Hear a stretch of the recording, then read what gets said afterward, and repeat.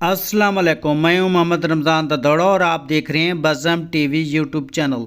आज के इस इन्फॉर्मेटिव वीडियो में यूरोप के एक खुशहाल मुल्क के बारे में इंफॉर्मेशन देने जा रहा हूं, जिसे झीलों का मुल्क भी कहा जाता है और हकीकतन 2 लाख झीलें हैं।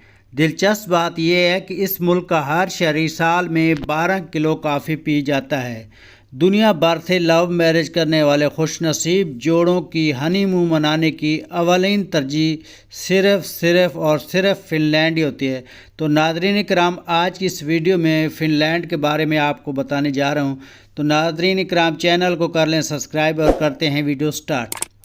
दोस्तों, फ़िनलैंड बर-ए-आज़म यूरोप में वाक़ा है और बर-ए-आज़म यूरोप का खुशहाल मुल्क है। फ़िनलैंड की कुल आबादी 55 लाख है, जिसमें 2 लाख गैर मुल्की हैं। फ़िनलैंड के मशरक़ में रूस और मग़रब में समंदर और स्वीडन हैं। शुमाल में नॉर्वे और जनूब में खलीज फ़िनलैंड मौजूद है। फ़िनलैंड में तकरीबन 2 लाख झीलें हैं और वसीअ तर जंगलात हैं। फ़िनलैंड का दारुल हुकूमत हेलसिंकी है, जो फ़िनलैंड का शहर है। हेलसिंकी 1550 में तमीर हुआ था और इसके अलावा दीगर मशहूर शहरों में टेम्पेरी, उस्बो और तुर्को शामिल हैं। फ़िनिश और स्वीडिश फ़िनलैंड की सरकारी ज़बानें हैं। फ़िनिश ज़बान पूरे फ़िनलैंड में बोली जाती है और स्वीडिश सिर्फ शहरी इलाकों में ज़बान बोली जाती है। फ़िनलैंड टेक्नोलॉजी में बहुत एडवांस है। फ़िनलैंड नोकिया जैसी बड़ी टेक्नोलॉजी कंपनियों का घर है। फ़िनलैंड में पार्लिमानी निज़ाम है, जिसमें सदर रियासत का सरबराह होता है और वज़ीर-ए-आज़म हुकूमत के सरबराह के तौर पर भी काम करता है। फ़िनलैंड ने रूस से 1917 में आज़ादी हासिल की थी। सोवियत यूनियन के साथ सरमाई जंग 1939 ta 1940 और जारी जंग 1941 ta 1944 ने मुल्क की तारीख की तश्कील में बहुत अहम किरदार अदा किया था। फ़िनलैंड की कुल 55 लाख आबादी में 86% लोग शहरों में रहते हैं और 14% लोग देहातों में रहते हैं और 18 अफराद फ़ी मुरबा स्क्वायर किलोमीटर में रहते हैं। फ़िनलैंड के लोग खुश अखलाक और खुश मिजाज होते हैं और मिलजुल कर रहने वाले हैं। फ़िनलैंड एक खुशहाल मुल्क है और दूसरी आलमी जंग में रूस ने फ़िनलैंड पर हमला किया और बरतानिया फ़िनलैंड की सपोर्ट ना की और फ़िनलैंड ने रूस के सामने हाथ खड़े कर दिए। फ़िनलैंड ने अपना 11% रकबा रूस को दे दिया। तब रूस की फ़ौजें फ़िनलैंड से बाहर निकलीं। इसके बाद फ़िनलैंड ने बहुत तरक्की की और उसकी एक वजह फ़िनलैंड की आबादी पर कंट्रोल करना और दूसरा वजह फ़िनलैंड में करप्शन 0% है। फ़िनलैंड कानून में सब के लिए बराबर है। जुर्म हर फ़र्द के लिए सज़ा उसको मिलती है। अगर फ़िनलैंड में कोई फ़र्द तेज़ गाड़ी चलाता है तो उस फ़र्द के स्टैंडर्ड के मुताबिक जुर्माना किया जाता है। कोई बड़ा बिजनेसमैन है या कोई बड़ा सरकारी अफसर, तो उसकी तनख्वाह के हिसाब के मुताबिक जुर्माना होता है। फ़िनलैंड में टैक्स 100% जमा होता है। सियाहती मकामात पर जितना पैसा मिलता है उसमें 1 पैसा भी ख़जाने में कम जमा नहीं कराया जाता है। फ़िनलैंड में बच्चा 7 साल की उम्र में स्कूल जाता है। इससे पहले बच्चा वालिदैन से बहुत कुछ सीखता है और खेलता है। फ़िनलैंड में बच्चों की तालीम मुफ्त है। वर्दी, किताबें और फ़ीस के अलावा ट्रांसपोर्ट हुकूमत देती है। फ़िनलैंड का लिटरेसी रेट 99% है। फ़िनलैंड में कोई शख्स PhD करता है तो पूरा मोहल्ला उसका इस्तकबाल करता है और शाबाश देता है और उसे नवाजता है। फ़िनलैंड में एक पॉपुलर खेल है जिसे वाइफ कैरिंग चैम्पियनशिप कहते हैं। इसमें शादीशुदा जोड़े अपनी बीवी को कंधे पर उठाकर पानी के एक बड़े तालाब में भागते हैं।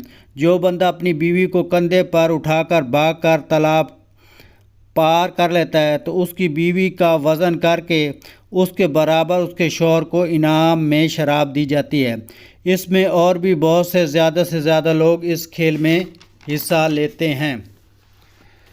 फ़िनलैंड में मसाज का काम बहुत ज़्यादा है। फ़िनलैंड के हर घर में आपको कोई मर्द या औरत मसाज की ट्रेन ज़रूर मिलेगी। फ़िनलैंड के लोग काफ़ी पीने के बेहद शौकीन हैं। हर घर का फ़र्द साल में औसतन 12 किलो कॉफ़ी पी जाता है। फ़िनलैंड के लोग सेहत को तवाना रखने के लिए दूध का बेतहाशा इस्तेमाल करते हैं। फ़िनलैंड के लोग डांस का बहुत शौक़ रखते हैं और हर घर में आपको डांस का ट्रेनर ज़रूर मिलेगा। फ़िनलैंड में फ्रूट का सूखा कर एक ٹافی تیار کی جاتی ہے جسے سالمیکی کہتے ہیں، جو فن لینڈ کے بچے، جوان، مرد، عورت اور بوڑھے ہر شخص کی جیب میں آپ کو ضرور ملے گی۔ 1991 میں روس کے زوال کے بعد 1947 کے معاہدے منسوخ ہو گئے اور 1992 میں نئے معاہدوں میں بدل گئے۔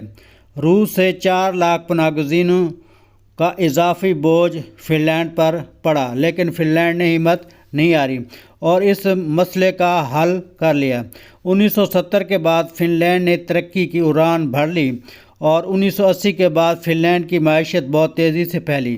اس دوران بے روزگاری پھیلی، لیکن صدی کے اختتام پر فن لینڈ نے مسائل پر قابو پا لیا اور خوشحال ملک بن گیا۔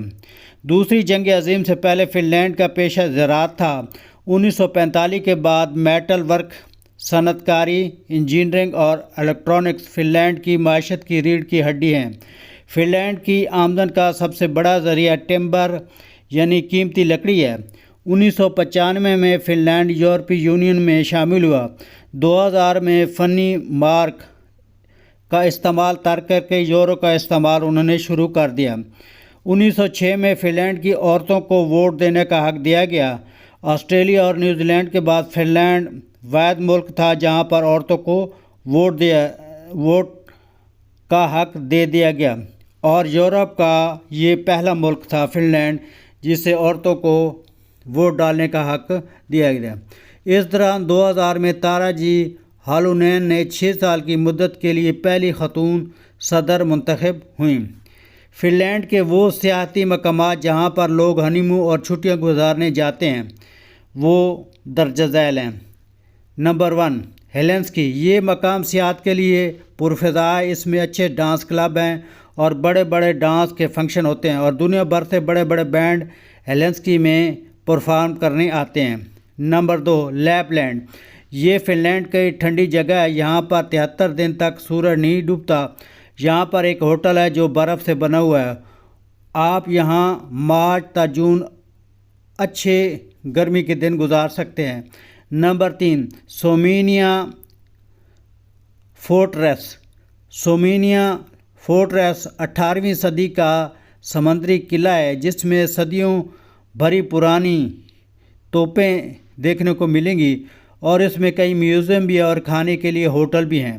Number 4، Aland. یہ فن لینڈ کے سمندر کے کنارے واقع ہے۔ اس جگہ پر دنیا بھر کے لوگ آتے ہیں اور خوب انجوائے کرتے ہیں۔ Number 5، square market.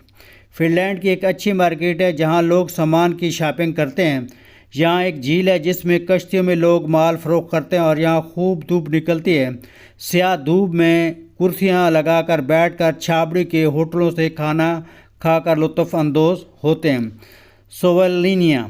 Fun land کی یہ وہ جگہ ہے جہاں پر لوگوں کا بہت رش ہوتا ہے۔